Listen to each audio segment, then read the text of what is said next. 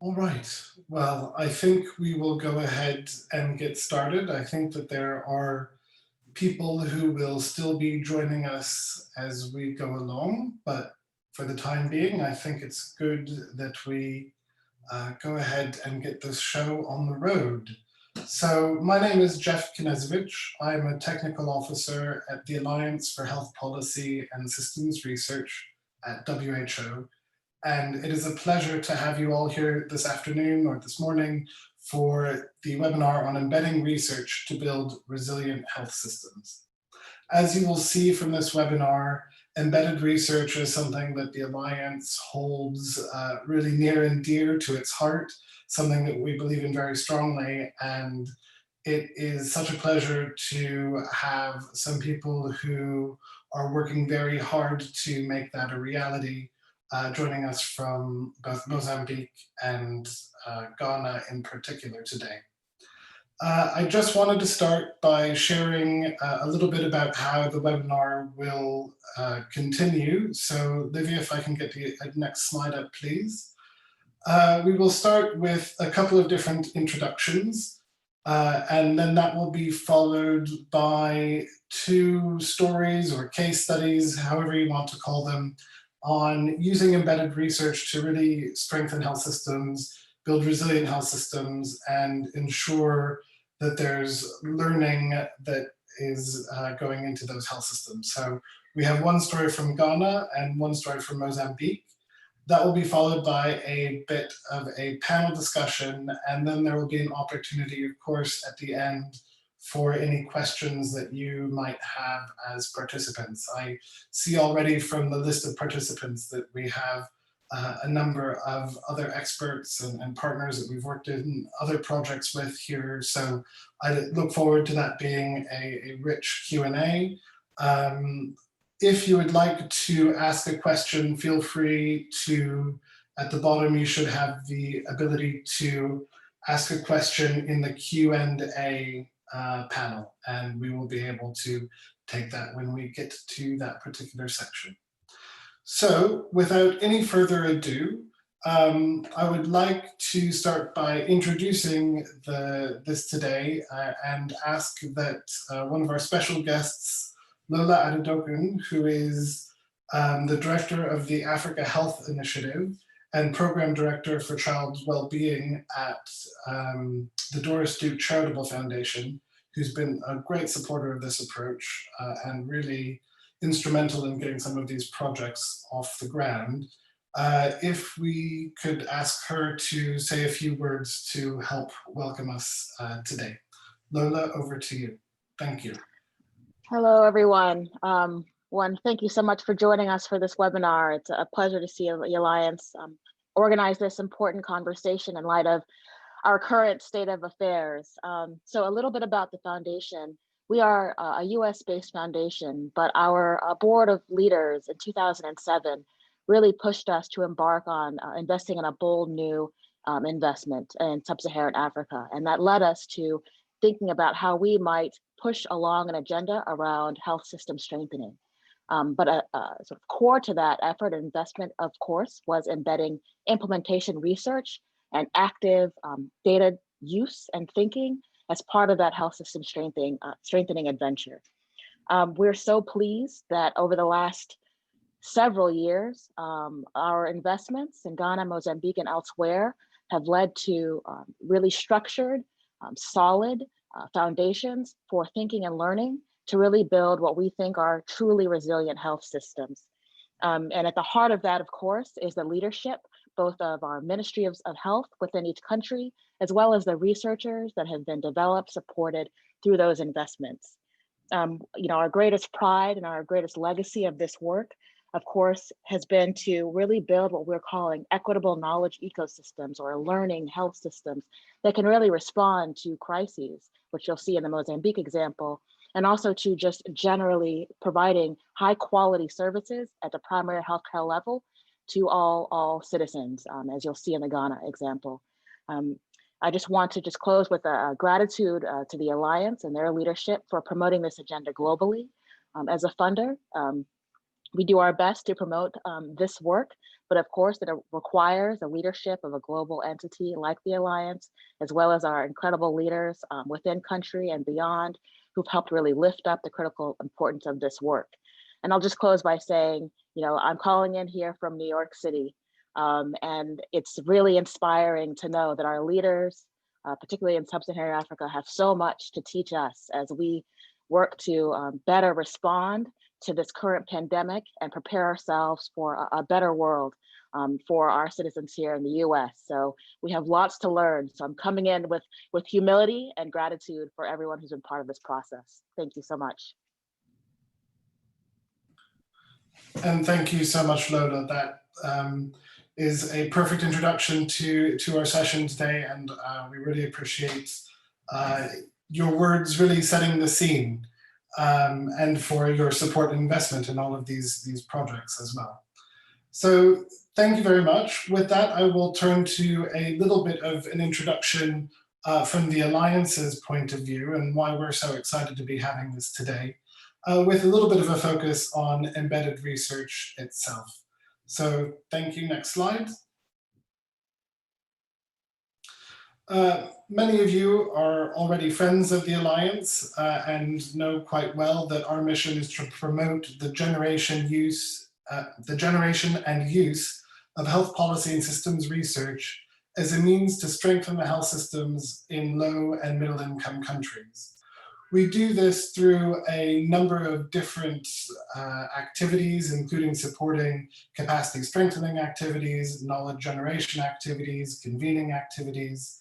And the thing that really underpins many of those different activities is actually using an embedded research approach. And on the next slide, I think what you will see is that the embedded research approach is not something that is particularly new. In fact, it's something that the Alliance itself committed to as far back as 2012 in the Changing Mindsets, which was the WHO strategy, which is really the WHO strategy on health policy and systems research, which committed to having embedded research at all stages of policy and program development. Nevertheless, despite this commitment, or perhaps because of it, I think it's very difficult to put an exact definition on embedded research, because I think there are lots of different things that it can mean. And so on the next slide, in 2017, we have defined it, but it is a very broad one, which is that embedded research is an approach to health systems research in which research is carried out as an integrated and systematic part of the decision-making and implementation process. So there are a number of different ways that we can make sure that research itself informs policy and decision-making processes, although a lot of times people see there as being some sort of a gap.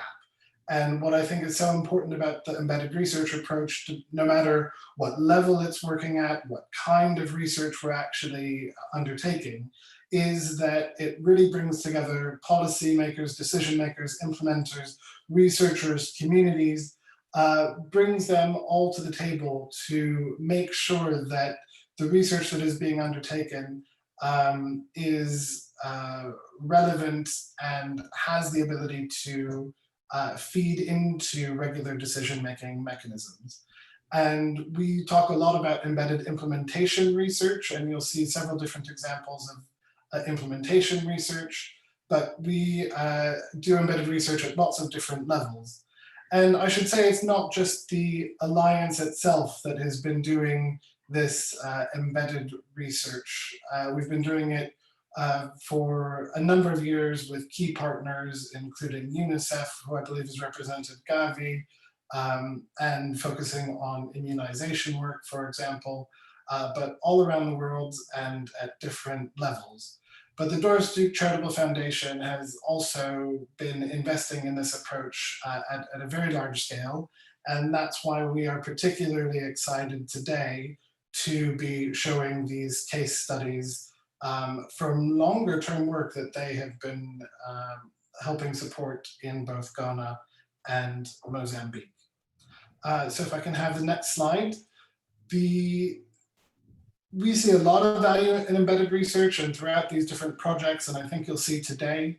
But some of the benefits are more relevant research that is informed by both implementer perspectives and various perspectives, really. Very contextualized findings, so it's not research that is done for the sake of research itself, but it's something that really is a rich research that is founded in the realities of lived local contexts. And I think what both of the case studies that you'll see today really show is that they support the development of learning health systems that can really create and support a culture of evidence use and empower local decision makings that can help them become more resilient to shocks and more responsive to the needs of those in the health systems. So that is, I believe, the end of my introduction. Is that correct, Olivia? We can check the next slide. That, I believe, moves on to the Ghana case. So I do see that there are a couple of hands already. Please feel free to write a message in a Q&A or in the chat box. But what I would like to do now is go ahead and continue through to the presentations. And it is a pleasure to have with us today two special guests. One is Dr. Coco Aunar-Williams from Ghana Health Service. And we also have Kinesh Fernandes, who is from Mozambique Ministry of Health and is also currently studying at the University of Washington. We are also very excited to be using today to really showcase these stories. We've created some digital long form stories, which the links are interspersed throughout these presentations. And indeed, you'll see videos that are part of that. And it is very much the case that we have all of the people who have supported the production of those digital long forms along with us today, both in spirit and in practice. I see some in attendance. So to Fat Rat Films, Gemma Atkinson, Kate Hawkins, and Jodie Taylor, I believe, are here. And of course, the people of Nkwanta South in the case of Ghana and in the Sofala province in Mozambique are, we like to think, is very much involved in these presentations today. So without further ado, Coco, I would like to hand it over to you.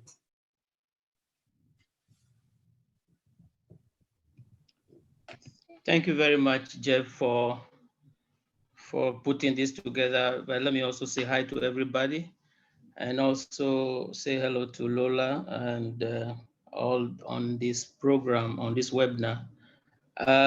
It's a great opportunity for me to share with you what we have done in Ghana with regards to embedded research. Next slide, please. So as the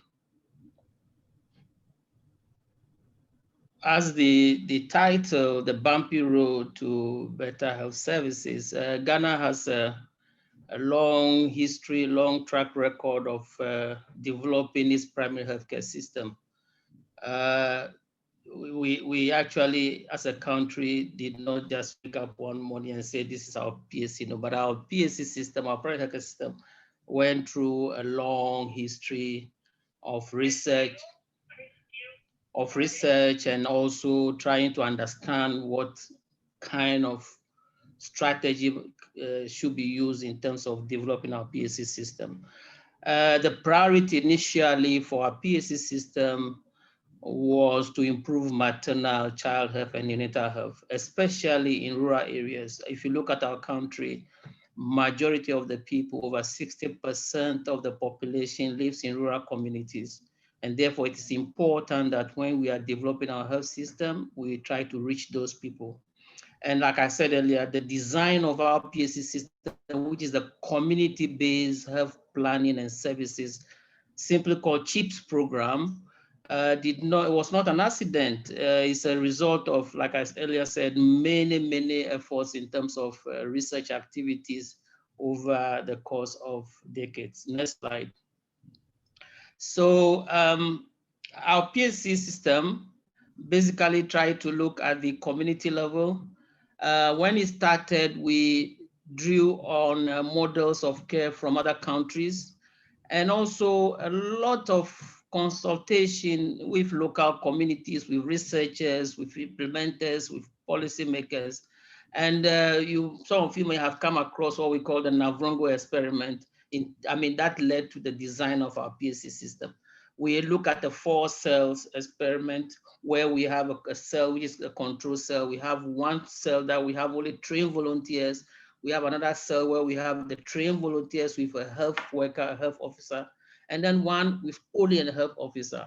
Next slide. And what it showed at the end of the experiment, the pilot, was that where you have a trained health worker and a community volunteer working in the community to provide health services, the outcome is better than having only a health worker or only having a volunteer. So that design in terms of having community structures like volunteers and health worker working together was very good to be able to, that's what we chose as our system. So following that design and experiment and the results, we came out with what we now call the community-based health planning and services, the CHIPS program, which was a national program that has been rolled out across the whole country. Next slide.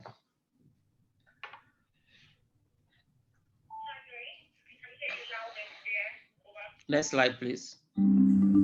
So I just want to show one or two video to demonstrate where we're coming from, where the problem started. So this will take a few seconds. Please go ahead and play the video.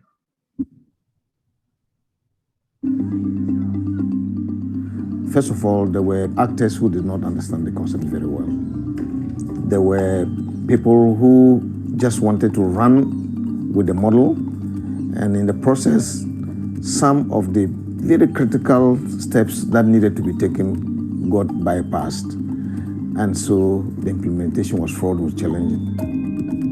By 2008, when the program had been rolled for close to 10 years, the Ministry of Health itself realized that there were implementation challenges. So they called for a review.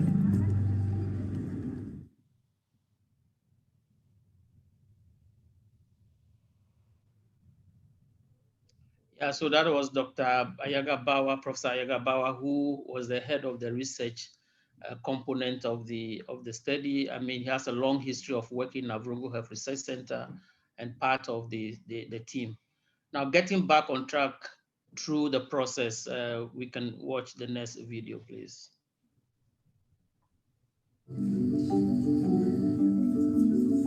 If you embed research into policy making, then the researchers are happy, the policymakers are happy, and for the people on the ground, they gain on evidence-based decisions. The Chief and his elders and community members, we thank you for receiving us this afternoon. We came to talk to you and discuss with you.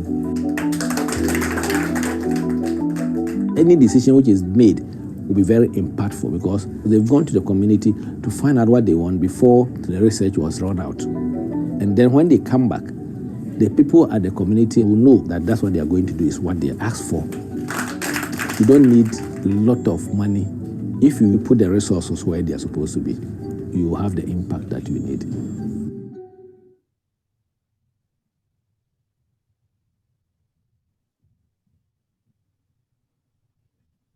Next slide.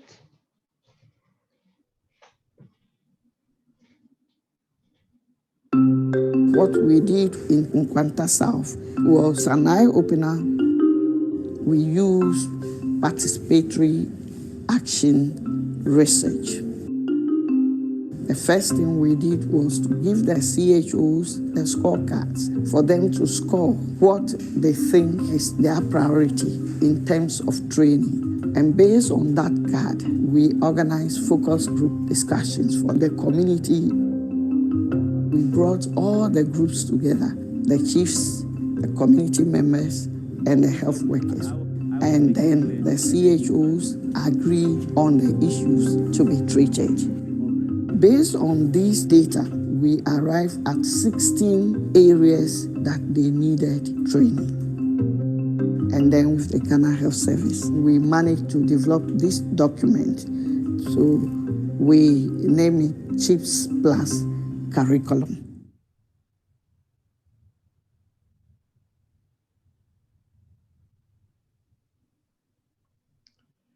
Thank you. So that is the short clips of some of the steps and processes through which we develop our PSC system, our primary healthcare system, and how we use research. But let me also say that in order to do this, we had to establish a culture of embedded research, and that was laid in 5 critical steps. And this is where the lessons from this project comes from. First of all, in trying to have that culture established, 5 critical steps: believing in research, get everyone around the table, communicate regularly, think local, and keep going in terms of skill. Now, in believing in the research, our system had a learning health system. Our primary healthcare system is a learning health system, research. And so there was a continuous collection of data, routine data, through the health service provision, through community engagements. And that information, that data collected for information and decision making, play a critical role in making some of the decisions that we made around our PSC system. And therefore, through that, we're able to identify some of the challenges. And as we rolled out, we're able to address those challenges by asking more questions, getting information, getting data, making informed decisions out of the data, and then making some informed choices. So that's a critical step number 1, that we have to believe in research. The second point, next slide, is to get everyone around the table. Most of the time, you have a situation where the researchers are doing their work, they finish their research and then they come to you and say, well, we've done something great, can you look at it? It is very important that at the beginning, at the onset, we had everybody on the table, around the table, to discuss in terms of the researchers, the implementers, the policymakers together from the very beginning. Because everybody needs to agree, understand, and agree on the questions that are being asked, what method we are going to be using, and who will be involved. So this is the second critical step in the culture of embedded research around our program. The third point, next slide, is to communicate regularly. It is very important that in developing the system, there is constant communication. When research is underway, it is important that we share information about what are we seeing, what is being revealed, what needs to happen, what do we need to do. That communication in terms of sharing information around the subject area is very important. And of course, for an embedded research, for implementation research, it's important because this also allows for adjustments of programs, because you are not working in vacuum. You are not implementing your program in vacuum, and that's very important. The next step, or the next important step, next slide, is to think local. Making sure that you understand the local situation, that embedded research needs to respond to the local problems and needs and challenges that are being faced within the health system, whether by policymakers, whether by health staff, whether by frontline health workers. And I believe, so we believe strongly that effective partnership with these local people, communities, even local research institutions, plays a key role in the outcome of the results that we have. I mean, for the research that we did, for instance, the beginning came from Navranga Research Center. The communities were very much involved. There was a lot of information that was gathered. And as we implement, some of the challenges that are coming out are being addressed because we have information on those challenges. The next slide, please. And then the final fifth step is basically, the next slide, please. The final fifth step is keep going. The question has often been asked, when you do something and you are successful, what do you do next? If you do something when you fail, you drop that and then you try something else because that didn't work. So keep going is very important. The last critical step in our research agenda. Basically, if our work leads, our research leads to a successful outcome, obviously we have to scale. So it is not by coincidence that after the Navranga experiment, the results came out the health outcomes. And then the question is, what do we do next? We need to pilot that again. We need to scale. We need to scale and scale and scale and scale. So keep going is very important. And better research can help get these things back on the right road when challenges emerge. So these are the 5 key steps in our design in terms of our implementation of our primary healthcare system strategy. Next slide.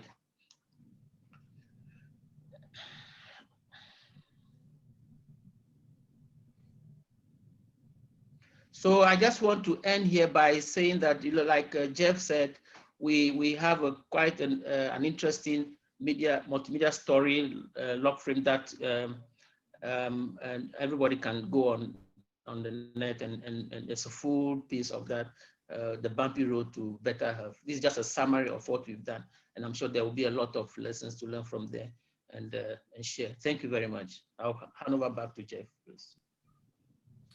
Many thanks, Koku. That's a great summary of some of the many things that you've been doing. And obviously not in the middle of the webinar, but afterwards, I encourage everybody to go take a look at this multimedia story of change that we've put together. You've seen a little bit of some of the videos, but it goes into much greater detail. So I do recommend everybody does that. With that, I will hand over to Kinesh Fernandes, who will be talking about Mozambique. So Kinesh, over to you. Thank you, Jeff, and thank you to everyone for attending this webinar. And I wanted to start this presentation by acknowledging first all my colleagues across the country who are currently doing their best to ensure quality of care and fighting COVID pandemic. And after hearing from Ghana's success story, let me move ahead and share Mozambique experience on translating research into practice and building resilient health systems. I'm starting this presentation by quoting one of my colleagues, Dr. Sergio Shikumbi, who is currently leading the COVID response in Mozambique, among others. And he says, the problem is that frontline health workers are producers of data, but they are not users.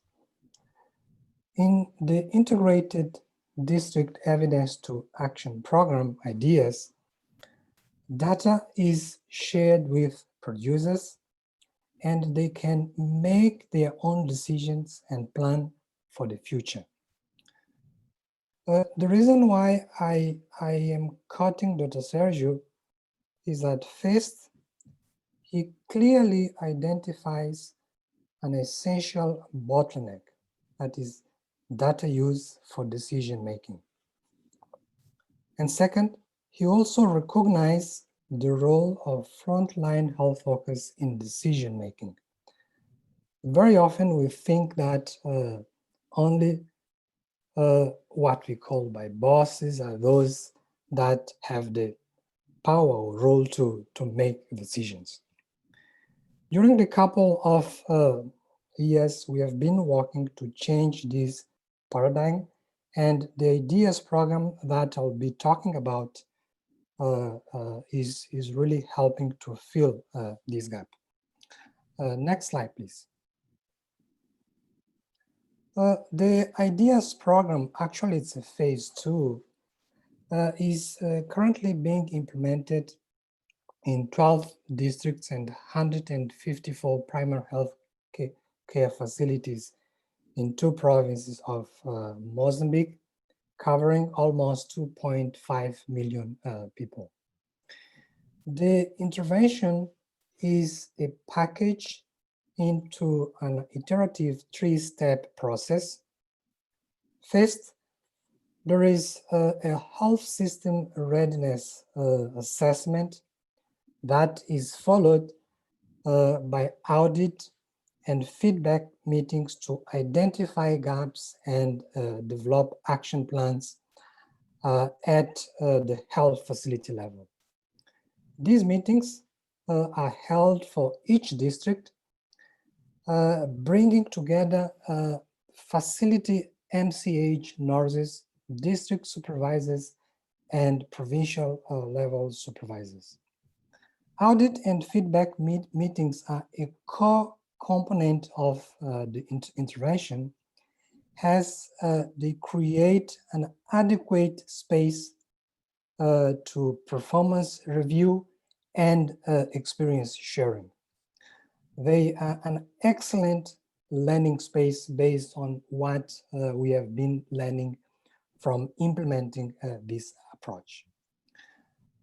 Finally, in our design, there is a mentorship program and resources allocation to support action plan implementation, because in our experience, one of the bottlenecks is that when you actually are able to develop a good action plan, if you don't allocate enough resources to implement it, then the chances to have those plans implemented are minimum. This repeated and sequential approach allows that facility teams, particularly maternal and child health nurses, to gradually build and strengthen their data quality assessment and trend analysis skills, which is, at the end of the day, an essential step to ensure that the data is used to decision making at the lowest level of the health system. Let's hear what I've just said from the voices of our frontline colleagues in Mozambique. I wanted to stress that the video is in Portuguese, but there are captions in English for everyone that will not be able to understand Portuguese. Depois 43, 84. Já fizemos o plano de ação juntos, né? Quando estávamos a trabalhar na mesma unidade sanitária. E foi bom porque estávamos nós as duas atrás de um único objetivo, né? Que é de melhorar a qualidade dos nossos dados. Os dados nos ajudam a avaliar o nosso desempenho daquilo que nós fazemos no nosso dia a dia. Quando a gente vem para cá para fazer as reuniões de avaliação de dados, nos abre um pouco a mente e nos ajuda a melhorar cada vez mais os nossos dados ou o próprio atendimento na unidade sanitária. E eu me sinto que desde a primeira reunião de avaliação de dados, os meus dados vão melhorando, o meu trabalho também está a melhorar muito.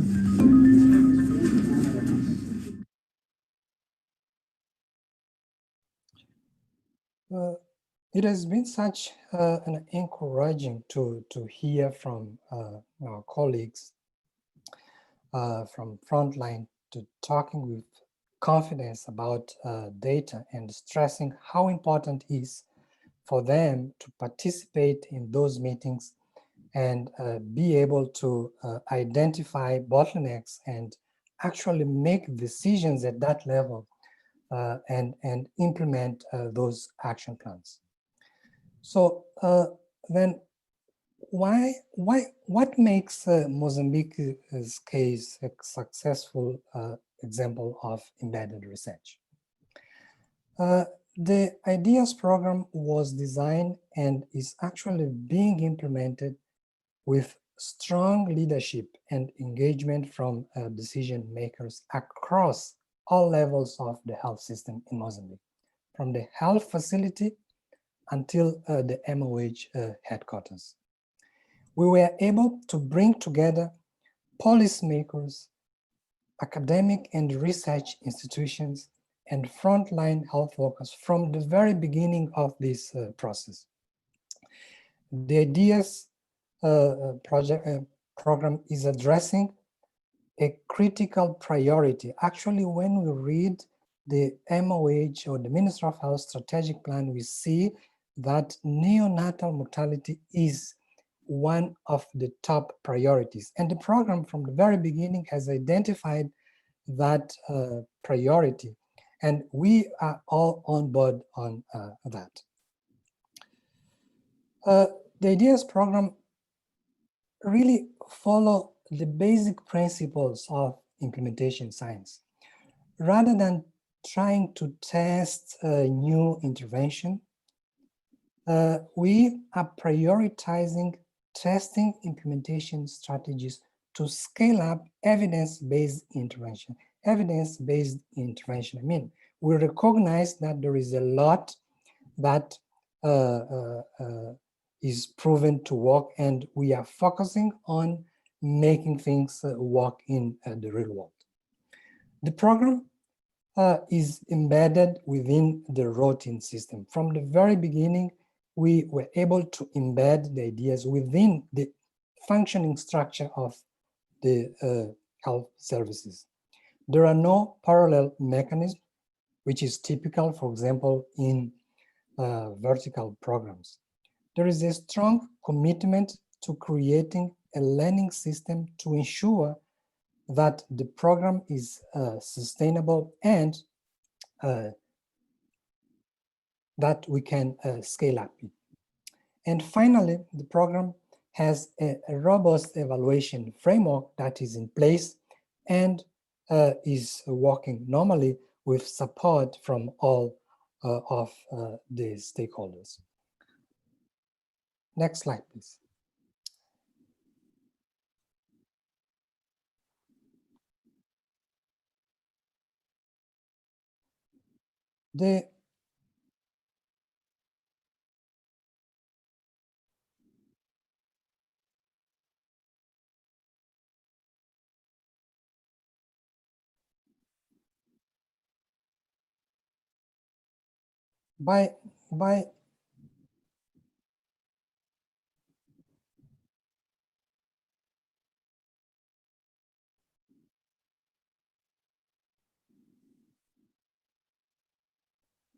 By increasing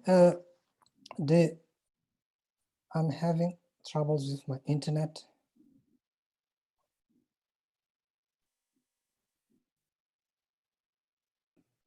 Kinesh, we can hear you okay. I don't know, is the slide not coming through?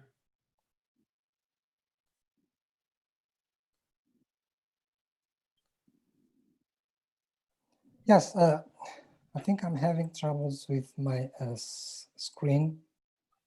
Okay, we can hear you just fine. Perhaps we can go ahead and show some of the videos if you're having trouble with the screen, or is it caught up with you now? Yes, I think I can see it now.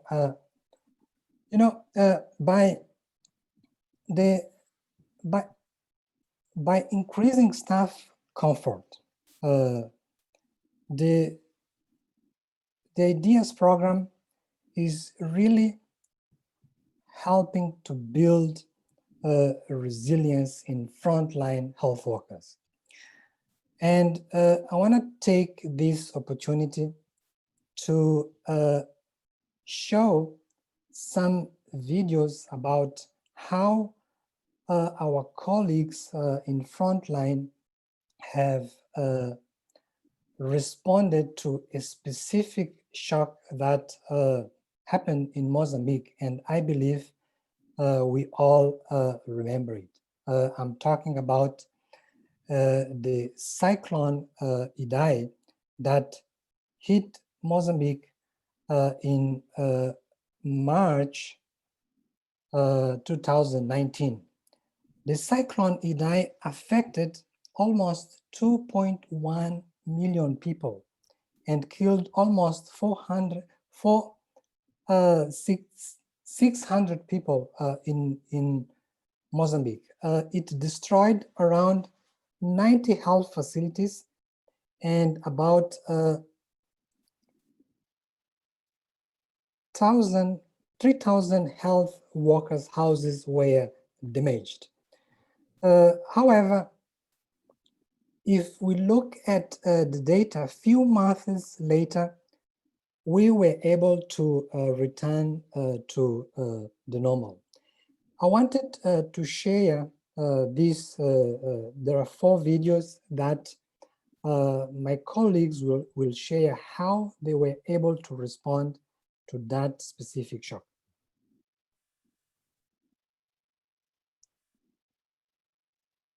Can you show the next slide, the videos, please?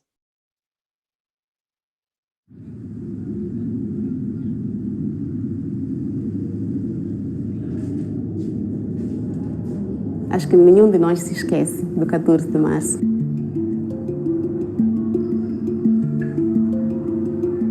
Nós estávamos preparados para aquele tipo de tempestade que aconteceu ao nível da província.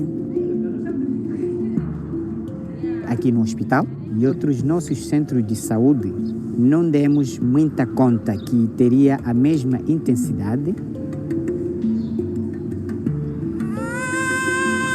Chegado aquela hora da tardinha, começou a soprar. E à noite foi o pior. Estava grávida, trazia um bebê comigo.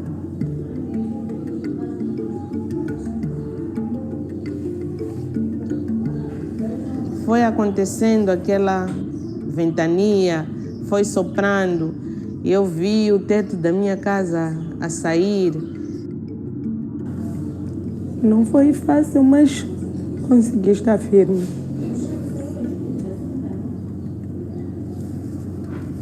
Hoje tenho o bebê comigo.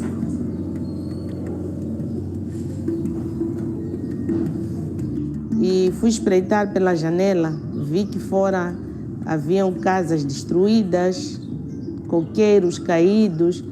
E a primeira coisa foi pensar em maternidade. Tem que ir para lá ver o que está a acontecer.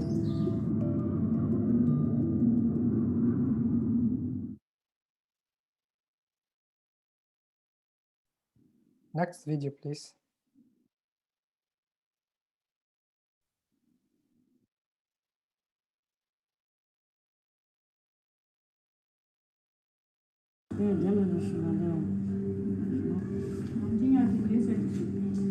Apesar do desastre que houve, o ciclone que houve, no dia seguinte todo profissional de saúde levantou-se e procurou socorrer. Então abrimos o banco de socorro em condições que tinha, com água, pelo menos as prateleiras, as mesas, as camas, limpamos, começamos a fazer assistência. Tinha que salvar mesmo vidas naquele momento. Esse lado maternidade, esse lado banco de socorros, era de um lado para o outro. E conseguimos controlar a situação dos nossos pacientes. Fazíamos aqui o pré-natal, fazíamos aqui o planeamento familiar, fazíamos aqui a consulta do pós-parto, assistíamos o parto, tudo só aqui. Tinha alguns pacientes por transferir, porque 3 casos amputaram-se braços com chapas de zinco.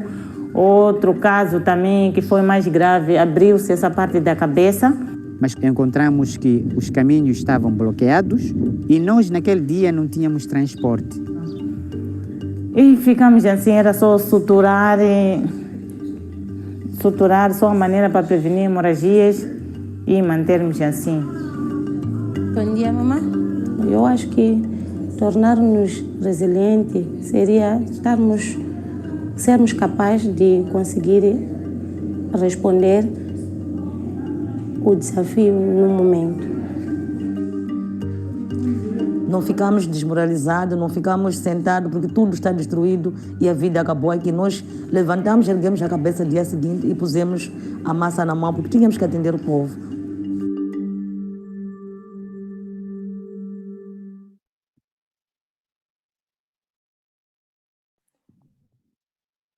Next video, please.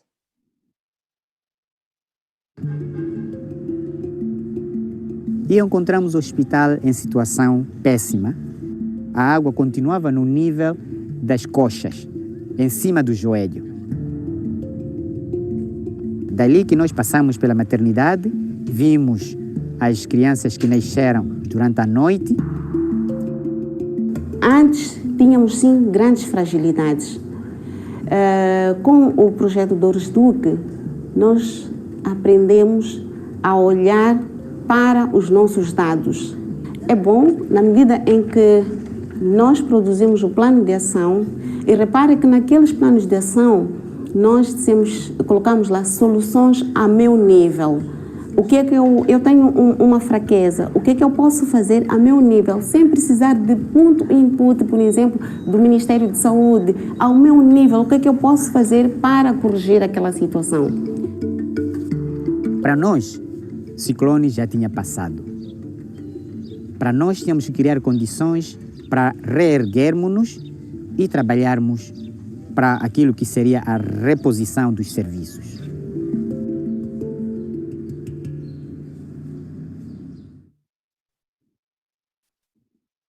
And the final video, please.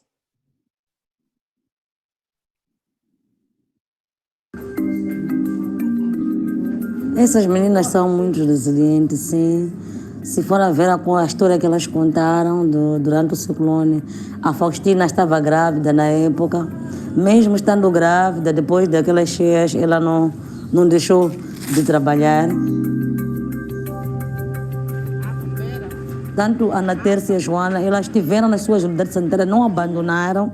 Essa resiliência delas, manter a unidade na unidade sanitária, mesmo com o tipo de desastre que houve, elas conseguiram manter e atender a comunidade. Mas elas estiveram lá, porque viram que não poderiam sair e deixar as suas grávidas, as suas mulheres sem atendimento.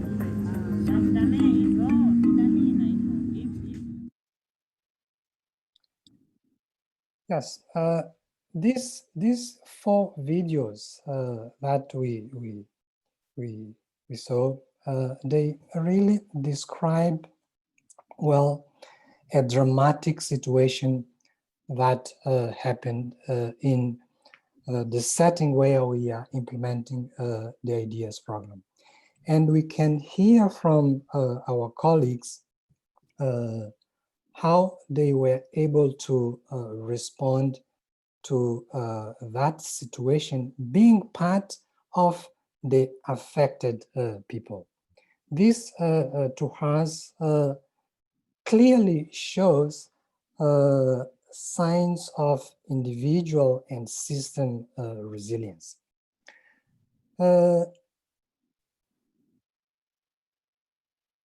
We are currently working on a paper to evaluate the effects of IDAI, as I mentioned before, and we hope that in a couple of months we'll be able to demonstrate how the system recovered so quickly after that episode. Just to finish my presentation, I wanted to emphasize that building resilience is a permanent task, and we will only succeed if we make smart investments. And we believe that investing on embedded implementation research is a smart investment to build resilient health systems. I couldn't end this presentation before saying a word about COVID. We all know that COVID today is challenging health systems globally, including in our countries. But we need to realize that this is just another shock, and there are many others to come. If we want to be prepared, and if we want to keep saving lives, then we need to make the decision to invest in strengthening health systems, creating resilient, and I believe that one of the best ways to do that is to invest in embedded research. Next slide, please. This is a site where you can read more about the IDEAS program in Mozambique and how we have been working to create a learning space and a resilient system. Next slide, please. I think it's the last one. And I thank you, everyone, for the opportunity to give this talk. And I'm happy to have questions. Thank you so much, Kinesh. That, I think, gives a very powerful overview of what happened in Mozambique, and I think really does a good job of tying the embedded research approach to how it responds to the everyday shocks. Koku, if you're around, I would invite you to come back. The idea is that we have an opportunity now first for a little bit of a panel discussion, but also Q&A. Given that we have about half an hour left, I think the way that I might do this is to start combining things. So let me first of all say that if you do have questions that you would like us to take a look at, please feel free to add them in that Q&A box. And I will be sure and pose them to both Koku and Kinesh. Koku, I don't see you. It looks like you might be unmuted, however. Are you there? Can you hear us? Yeah. Perfect, thank you. So while people are adding their own questions, or feel free to add the questions into the chat box as well. I'm, having spent several years working with these projects, I'm impressed by both of them, and impressed in different ways. I find that they both represent long-term investments in building capacities, investing in changing culture, and I mean, the Ghana one in particular takes a very long-term view. I believe the Navranga Experiment was back in the 90s, which I hate to say is almost 30 years ago. And so is investing in embedded research, is it only just this really long process? Are there quick wins that you've seen over this period? And I don't know, have you seen it being worth that long-term investment? Well, thank you very much, Jeff. That's a very important question, whether investing in health systems and in implementation research and science for long term. I think that it does because it provides the opportunity for a lot of learning. And the evidence that is used throughout the research period to be able to define a strategy for our peace system. And I think the process through which we went learning by doing, but having the evidence to guide our implementation was very important. And so for me, I'm quite happy that, having done the research, coming out of the results, and also trying to get a national acceptance. And don't forget that the research in terms of our PSC was commissioned by the Ministry of Health itself, not by the government itself. It is a way of what the question was, what are the alternative ways of reaching out to the larger population? And therefore, there's no other option than to test models and see what works, what fails. Unfortunately, other countries' experience, the MATLAB project in Bangladesh, for instance, was a guide, and of course, situating that in our own situation in terms of, Ghana, Navranga Research Center going through that process was a whole lot of learning process. And that guided us in terms of defining and designing this project. And so yes, investment in long term is important because it provides, you to have a robust health system, a robust design with evidence to guide your implementation. There are, over the years, yes, like our project showed, from 1990s, from the experiment to the implementation and the scale, like Professor Bawa clearly said, when you have a pilot and you are scaling, you need to be guided by the design, about the fact that things are moving as expected. On a large scale, scaling up creates some distortion. That's what we noticed. After 10 years, 12 years of implementation, the national scale was low. And again, that's why we had the Ghana Essential Health Intervention Project, which is funded by the Doris Duchat Foundation to fund us to be able to, to address those challenges. And once you address those challenges, then you move on to the next step. So there may be quick fixes, but the most important is that you have a history behind, you have,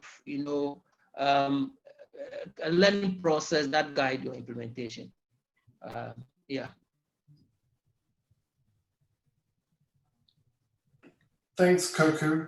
That's really interesting to hear. And I remember also being struck when Dr. Bauer said, it was all scaled up. Everybody thought, great, we've got it all working. And actually that's when the problems began. And seeing the pivot and the investments over time in the different types of research has been interesting to see, because I believe now you have 3 learning sites across the country, if I'm not mistaken, that inform different types of implementation.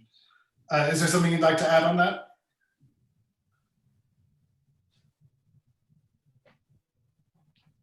All right, then one question.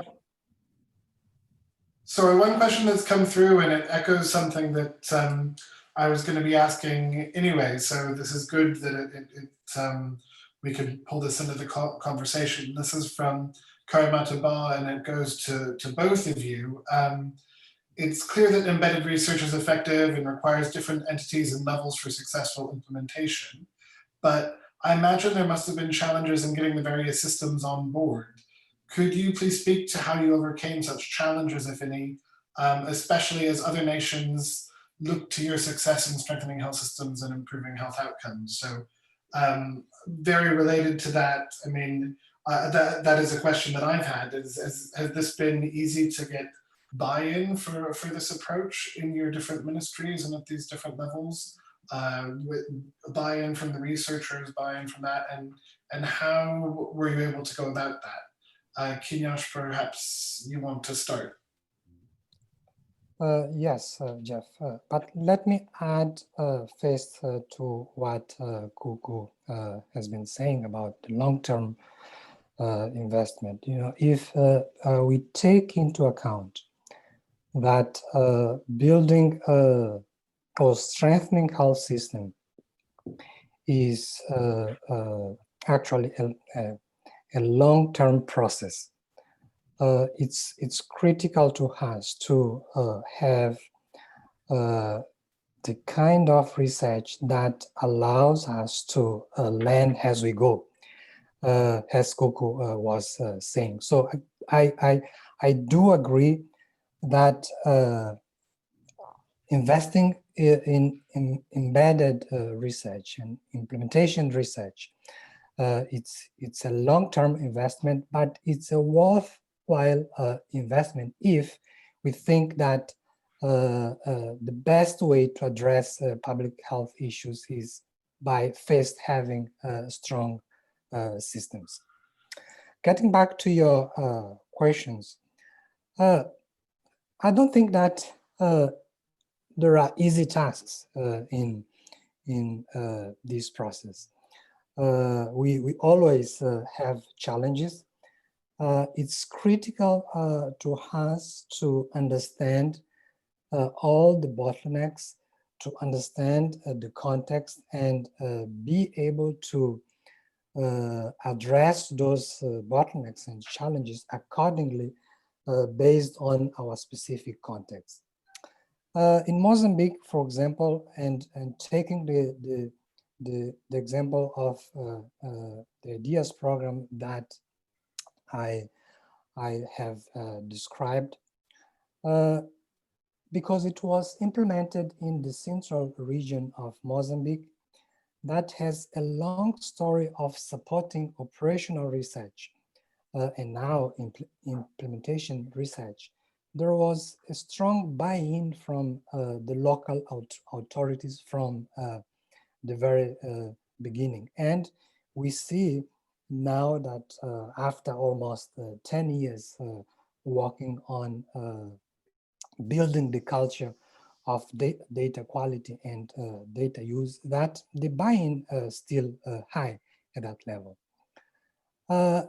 At the level of the Minister of Health, let me say that it's normal that there are different perceptions, there are different priorities, and the turnover is huge, and we really need to recognize those challenges and have the right people engaged and keep addressing the challenges that we face every day. But it hasn't been a clear and easy process. It's something that we need to work every day to have everyone on board. And as Kuku was saying, believing that this the research is the right way to keep improving the system and make it efficient in terms of delivering services.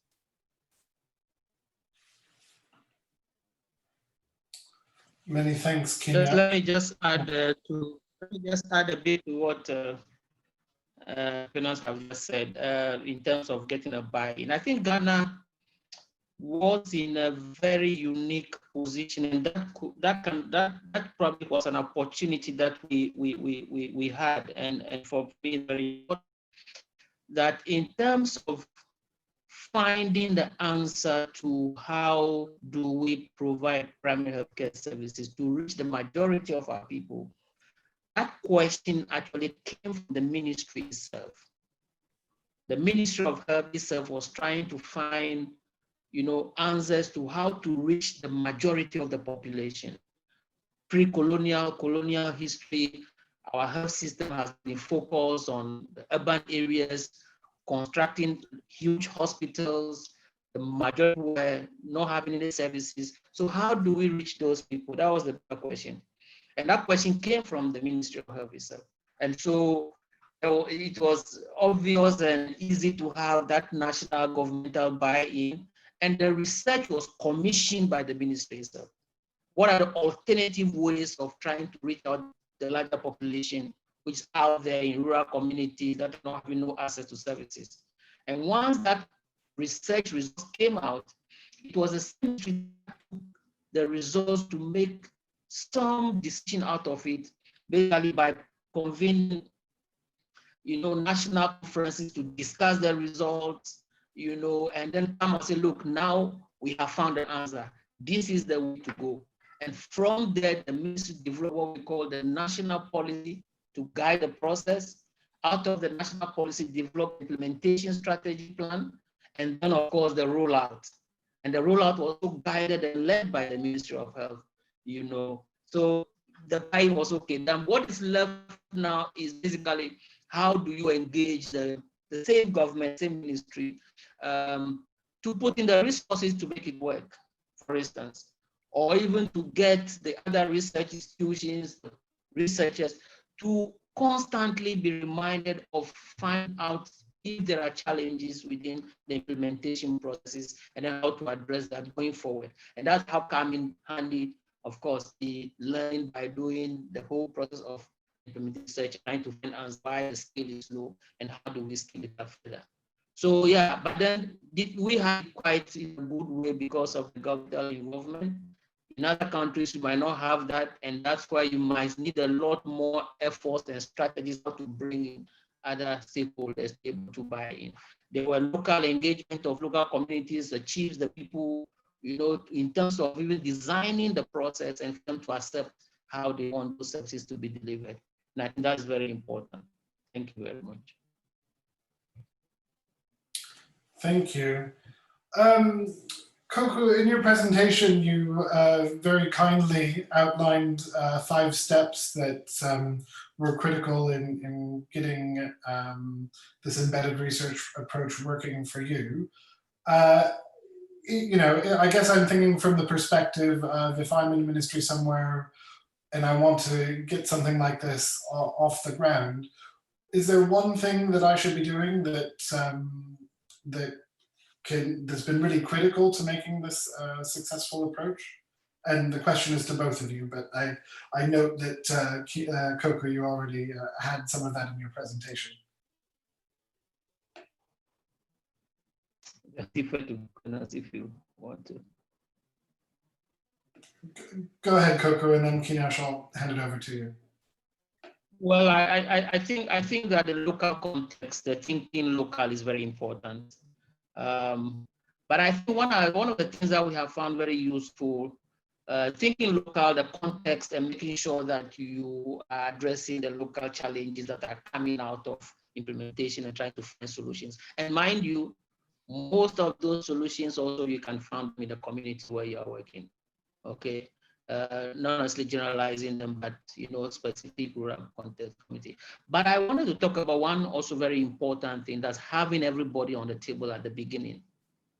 Sort of having, you know, beginning with an end in mind sort of idea that yes, I have gone to several meetings and several international meetings where I've seen a lot of research that has been done in my own country that I'm not aware of, but I go to conference and I see them.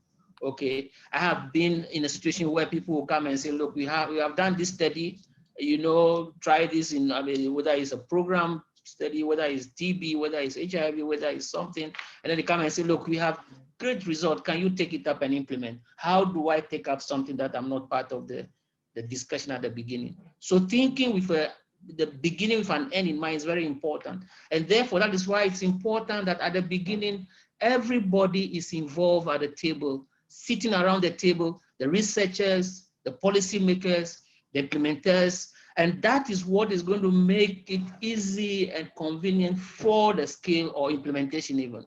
Otherwise, you start having challenges, and yeah, we know of so many of these great studies, great research, good findings that are sitting on the shelf because that engagement wasn't there at the beginning of the study. And so it's important, think local, involve the local people, but also find the local solutions and challenges. The context is very important, but beginning with an end in mind is very important, where you have everybody around the table. Because you started there, Kinesh, before I get to you, I just want to ask a follow-up, Koku, because Ilaria has asked, how do you ensure an active participation and contribution of stakeholders who get around the table? Step 2, as we've just been talking about. How do you ensure that? Well, I think that in the design, in policy making, you have to also identify all your stakeholders from the right from the word go. And that is where you start to engage them and beginning to discuss. You know, you have to do what we call community entry. You have to understand the context. You have to identify your local stakeholders, both within and outside, and then start to begin to engage them from the beginning. And I think that provides the ground for better engagement and stakeholder involvement, making sure that they are part of the discussion right from the word go, and that is also the preference that they are looking at in terms of the challenge that they are facing, So that is very important, and I think that's the way that we went about it. For the community level, we have what we call community engagement, community debates, that we have to meet them. And it's not a one activity, it's a continuous process of engaging them. You go there. I mean, I can tell you an example of the first time we wanted to put up our first chips compound. We went to the community said, no, we don't want a clinic, we want water. We want a borehole, we want water. And so we had to go back to engage the water company and then come back again with them. Can we collaborate together? So it's a process of trying to understand the context and trying to engage the people, and then mobilizing. In actual fact, even when you are a health worker, sometimes you will try to mobilize other stakeholder resources than even the health sector, because that is what's going to galvanize you to be able to have your way also in the community. Otherwise, they will not be part of your process. And I think that process is also very important in terms of this engagement. That is no small feat, I imagine. Kinyash, I guess the same question over to you in terms of really critical elements to making this work. Yes, Jeff.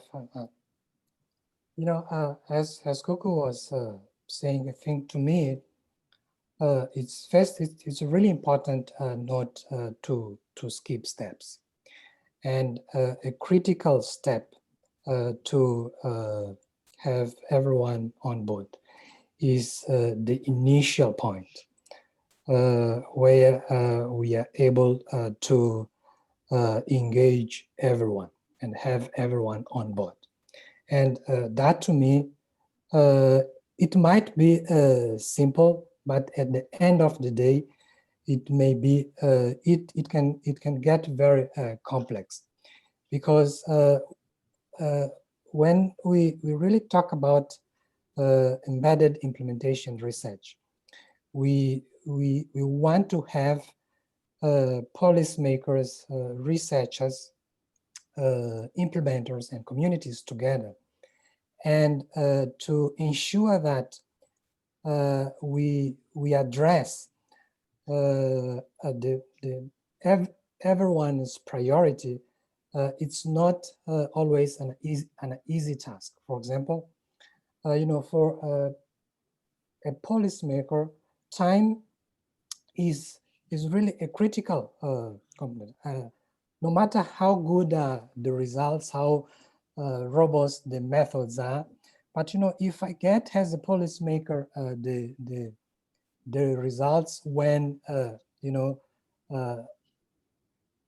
the outbreak is there, then it may not be useful for me.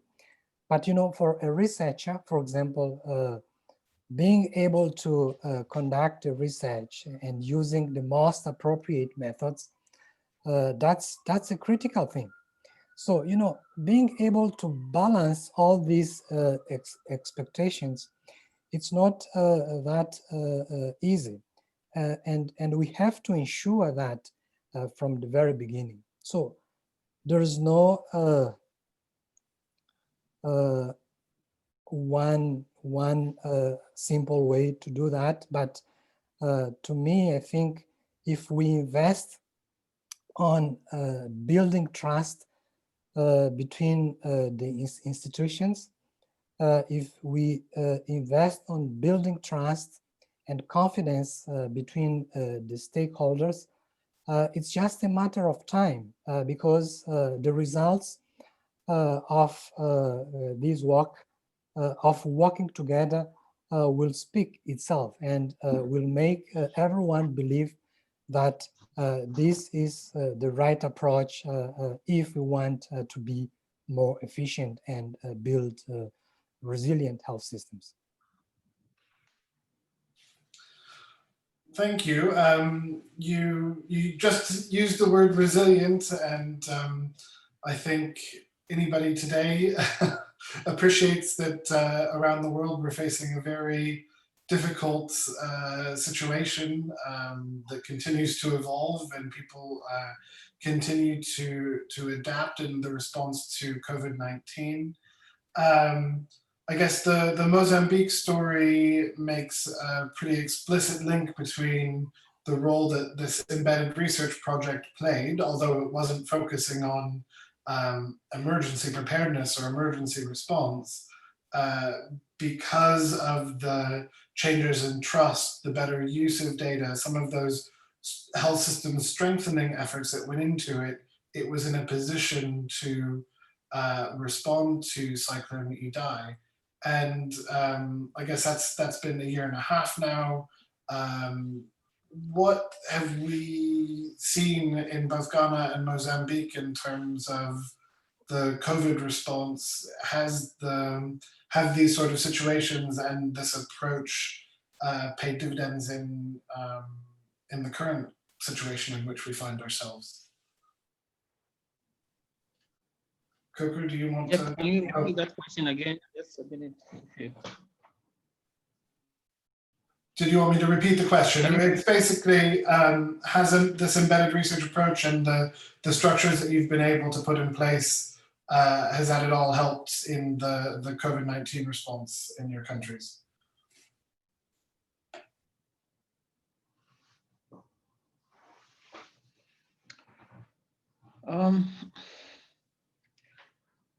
Well, I think that for us, for Ghana, for instance, the COVID has exposed some of the challenges that our health system faces. And for us, I think that at the primary care level, we basically have the structures in terms of our community health workers, our volunteers are there, the community health committees are there, and they are positioned to be able to provide services in terms of, mostly in terms of education, the public education and all that. I mean, the challenge that, and I think many of the countries faced that was, this is coming at a time when least expected, all the logistics challenges, the PPEs are not there initially, and so therefore you can see the apprehension of health staff, not only from the public, but also the challenge that the health staff face. So for us, I think that, having a good health system, a resilient health system must be able to respond to this. The challenge is that with those structures that we had in place, it still needs additional effort to be able to get the system working in terms of having the staff, to respond to the challenges. And don't forget that, the whole idea about preparedness for COVID, for instance, expose some of the key challenges that we have, either in terms of our logistics system, in terms of our, emergency systems, in terms of, transportation and all that. So I think that, we are learning lessons and we are documenting the challenges that we faced as we implement, as this pandemic continues. And I think the lessons, again, is an opportunity for us to guide us to redesign, not necessarily only to redesign, but also to get prepared and then strengthen our system so that we can respond better in a better way in the future. Thanks. Kinyash, anything you'd like to add there? Yes, Jeff, to me, I think there's no perfect health system at this point. And I think COVID has made us understand that more clearly. And to me, I think what is really important is to ensure that learnings from past experiences are incorporated in the new preparedness plans, so that we address better new shocks. You know, I believe, I cannot say that for sure. I believe that in our context in Mozambique, you know, because we have been, Mozambique is a country that is vulnerable to external shocks every year almost. If there is no cyclone, it's a flood. If there is no flood, there is an outbreak. And I think that all these learnings have been incorporated, and lessons are being carefully addressed in the new plans.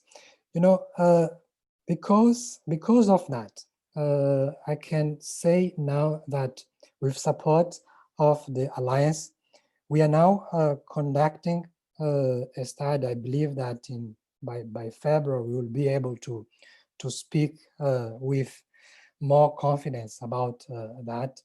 We are trying to understand whether the learnings from responding to Idai cyclone in the central region of Mozambique, if they were incorporated in the actual response to COVID, and how, and if yes, how that helped to address better the COVID pandemic.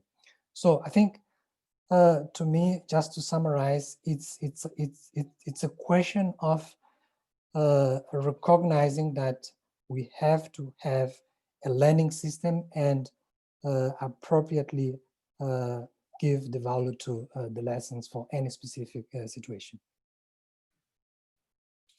Thanks. I suppose that gives me the opportunity to say that, yes, we have a number of projects that the Alliance that we've been supporting on the COVID response, demand-driven projects that are currently underway. So I suppose watch this space, including the one that we've been supporting in Mozambique. I will also maybe take this opportunity to say that next week, if COVID-19 is one of the things that's particularly interesting you, we have another webinar coming up on the COVID-19 response among vulnerable urban populations. So if that is your thing, maybe also take a look there. There are a few more questions that have come in. I'm also cognizant of the time. Some of these are kind of clarifying questions, so maybe will be answered quite quickly. Sarah Pasquino says, thank you both for your presentations. Were both projects initiated locally, or was there any stimulation or support from any global health organizations? Kinesh, do you want to start from that? Yes. This specific project is being supported by the Doris Duke Foundation. But as I said, it added to what we have been doing in terms of operational research in the central region of Mozambique. So the Doris Duke project leverages what what we have been doing in terms of research in that region. Thanks. And Coco, I believe that you've made it very clear that a lot of these projects were very much at the behest of the Ministry of Health, but also wanted to give you the answer, the opportunity to clarify. Yeah, well, like I said earlier, our General National CHIPS program was initiated by the Ghana Health, by the Ministry of Health. But in terms of now going back now and say why there's so much variance, why there's lack of the expected scale, through the African Health Initiative project, which was funded by the Doris Duke Charter Foundation, through a call of health system strengthening implementation research. You know, Ghana also applied, and we have funding to actually undertake this implementation research work within the context of our primary healthcare system. So yes, there was a local component that started the whole project, but in terms of trying to now see what works best and how do we find answers using the implementation research, was funded under the African Health Initiative by the Untitled Chapter Foundation. And Lisa Hirschhorn asks an interesting question, which is, what lessons have you both learned on how to better communicate the findings and to rapidly translate those into policy? She also says hello. But I wonder if in this embedded research scenario are the communication of findings is important? I mean, presumably that's a baked in part of the project. That's part of the idea of embedded research, is bringing these different parties to the table from the beginning. Yeah, very, very, very important and necessary question. I think, like I said, for Ghana, for instance, the whole implementation research project was within the Ministry of Health, Ghana Health Service. So it is not a different research institution that is coming to do a research to find out what is going wrong. It's all embedded within the National Service.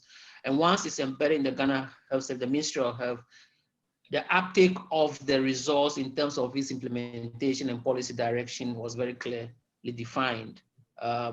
So, and mind you, when you talk about implementation research, it means that you are working and you are finding problems and you are trying to fix them, because this is a health system, you know, is ongoing.